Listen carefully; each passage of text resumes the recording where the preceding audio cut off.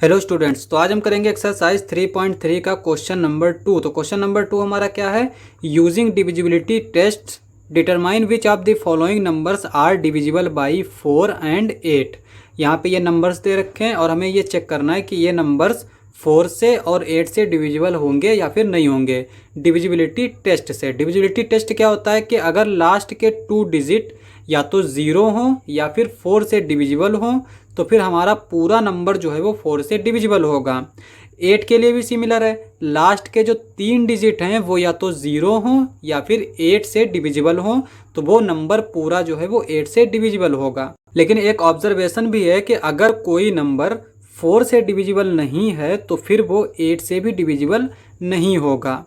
तो इस क्वेश्चन को सॉल्व करने में हम इन सारी चीज़ों का इस्तेमाल करेंगे। तो यहाँ पे पहला वाला पार्ट हमारा क्या दे रखा है, 572। लास्ट के 2 डिजिट हमारे 0 तो है नहीं, 72 है, तो 72 को हम चेक करेंगे। तो यहाँ पे देखो 72 और इसको हम देखते हैं 4 से डिवाइड करके, तो 4 1 जा 4 हो जाएगा, यहाँ पे 3 बचेगा, 3 को नीचे लिख देंगे और ये 2 आ जाएगा। 4 8 जा कितना होता है हमारा 32, तो 4 8 जा 32, रिमाइंडर हमारा 0 आ गया। तो इसका मतलब लास्ट के जो 2 डिजिट हैं वो हमारे 4 से डिविजिबल है, तो इसका मतलब पूरा नंबर जो है वो 4 से डिविजिबल होगा। तो यहाँ पे हम 4 लिखेंगे और इसके आगे टिक लगा देंगे। 8 के लिए क्या करते हैं, हम लास्ट के 3 डिजिट चेक करते हैं। अब यहाँ पे 3 ही डिजिट हैं तो इसको हम पूरा डिवाइड करके देख लेते हैं। तो यहाँ पे लिखेंगे 572 और इसको हम डिवाइड करेंगे 8 से। तो यहाँ पे देखो 8 7 जा 56, यहाँ पे क्या बचेगा 1 बचेगा और इस 2 को लिख देंगे। तो यहाँ पे देखो 8 1 जा 8 और रिमाइंडर क्या बचेगा 4। तो इसका मतलब रिमाइंडर 0 नहीं आया, तो ये तीनों डिजिट जो है वो 8 से डिविजिबल नहीं होंगे। तो यहाँ पे ये नंबर 8 से डिविजिबल नहीं है। बी वाला पार्ट देख लेते हैं। तो बी वाला पार्ट हमारा क्या दे रखा है, 7 2 6 3 5 2। लास्ट के 2 डिजिट क्या दे रखे हैं 52, तो इसको हम देख लेते हैं 4 से डिविजिबल होगा या फिर नहीं होगा। तो यहाँ पे लिखेंगे 4 52। अब यहाँ पे देखो 4 1 जा 4, यहाँ पे 1 लिख लेंगे, ये 2 लिख लेंगे, 4 3 जा 12, यहाँ पे ये 12 लिख लेंगे, रिमाइंडर हमारा 0 आ गया। तो इसका मतलब लास्ट के 2 डिजिट हमारे 4 से डिविजिबल हैं, तो इसका मतलब ये पूरा नंबर 4 से डिविजिबल होगा। 8 के लिए हम क्या करते हैं, लास्ट के 3 डिजिट लेते हैं। तो यहाँ पे 352 ले लेते हैं, इसको 8 से चेक कर लेते हैं। तो यहाँ पे देखो 8 4 जा 32 आएगा, 5 से 2 जाएगा, 3 बचेगा और यहाँ पे इस 2 को लिख लेंगे। 8 4 जा 32 आ गया, यहाँ पे रिमाइंडर हमारा 0 बचा। तो यहाँ लास्ट के 3 डिजिट जो है वो 8 से डिविजिबल है, तो ये नंबर भी हमारा 8 से डिविजिबल हो जाएगा। अब यहाँ पे सी वाला जो दे रखा है वो क्या दे रखा है हमारा 5500। यहाँ पे सी वाला दे रखा है 5500। लास्ट के 2 डिजिट हमारे 0 0 दे रखे हैं, तो इसका मतलब ये 4 से तो डिविजिबल हो जाएगा। 8 से डिविजिबिलिटी के लिए हम चेक कर लेते हैं, लास्ट के 3 डिजिट ले लेते हैं। लास्ट के 3 डिजिट हो जाएंगे 500, यहाँ पे लिखेंगे 8। अब इसको हम 8 से डिवाइड करते हैं तो क्या आएगा हमारा 8 6 जा 48, यहाँ पे 48 लिखेंगे। अब 0 से 8 तो जाएगा नहीं, तो ये 0 यहाँ से 1 लेगा, तो ये हो जाएगा 10, 10 में से 8 जाएगा, ये 2 बचेगा और यहाँ पे 4 बचेगा, 4 से 4 जाएगा 0 बचेगा। अब यहाँ पे इस 0 को लिख लेते हैं। अब यहाँ पे देखो 8 2 जा 16, यहाँ पे हम 16 लिखेंगे, रिमाइंडर क्या बचेगा 4। अब रिमाइंडर हमारा 0 नहीं आया, तो इसका मतलब ये नंबर जो है वो 8 से डिविजिबल नहीं है। जब ये नंबर 8 से डिविजिबल नहीं है तो ये पूरा नंबर 8 से डिविजिबल नहीं होगा, तो यहाँ पे हम क्रॉस लगा देंगे। डी वाला पार्ट देख लेते हैं। डी वाला हमारा क्या दे रखा है 6000। लास्ट के 2 डिजिट 0 दे रखे हैं, तो इसका मतलब 4 से डिविजिबल हो गया। लास्ट के तीनों डिजिट 0 दे रखे हैं, तो यहाँ पे ये भी हमारा 8 से डिविजिबल हो गया। तो इसका मतलब 6000 जो है वो 4 से भी डिविजिबल होगा, 8 से भी डिविजिबल हो जाएगा। अब ई वाला पार्ट देख लेते हैं। ई वाला पार्ट हमारा क्या दे रखा है 12159। तो ई वाला पार्ट यहाँ पे लिख लेते हैं 12159।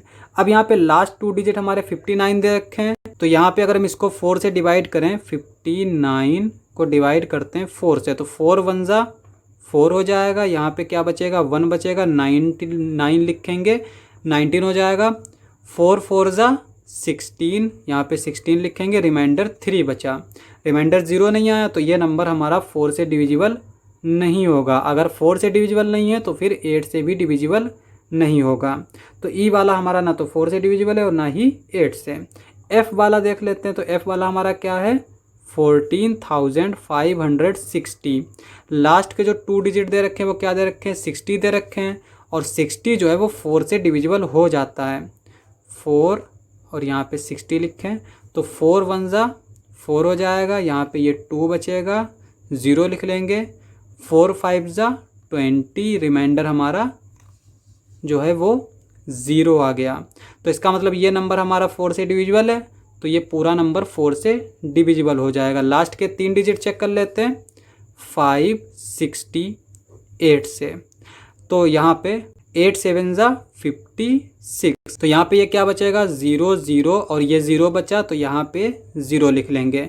तो यहाँ पे ये देख सकते हैं कि लास्ट के 3 डिजिट हमारे 8 से डिविजिबल हैं, तो ये नंबर भी हमारा 8 से डिविजिबल हो जाएगा। अब हम जी वाला पार्ट देख लेते हैं, तो जी वाला हमारा पार्ट क्या दे रखा है 21,084, तो 21,084 यहाँ पे लिख लेते हैं 21,084।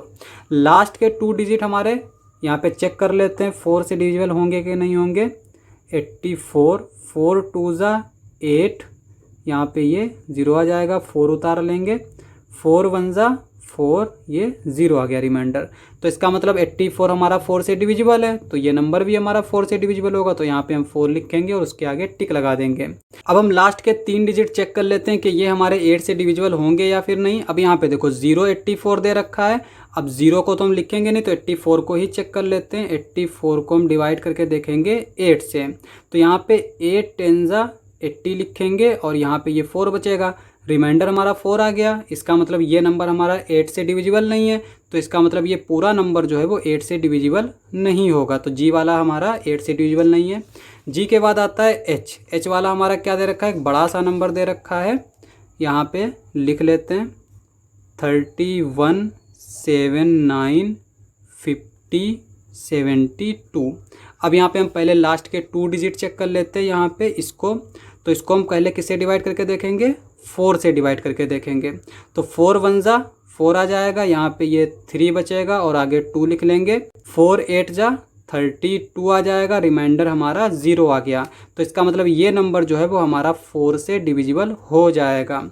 अब यहाँ पे लास्ट के 3 डिजिट हम देखेंगे 8 के लिए, तो यहाँ पे लास्ट के 3 डिजिट क्या है 0 72 है, तो 0 को तो हम कंसीडर नहीं करेंगे, तो 72 को ही चेक कर लेते हैं 8 से डिवाइड करके। तो यहाँ पे देखो 8 9 जा 72, तो यहाँ पे रिमाइंडर 0 बचा। तो इसका मतलब ये नंबर जो है लास्ट के 3 डिजिट 8 से डिविजिबल है, तो ये पूरा नंबर 8 से डिविजिबल हो जाएगा। तो यहाँ पे 8 के आगे टिक लगा देंगे। अब आई वाला पार्ट देख लेते हैं। आई वाला पार्ट हमारा क्या दे रखा है 1700।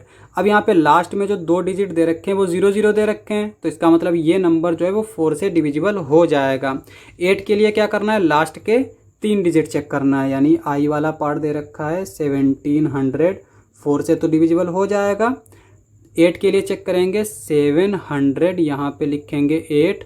अब डिवाइड करते हैं 8 8 जा 64, यहाँ पे क्या बचेगा हमारा 6 बचेगा, इस 0 को लिख लेंगे।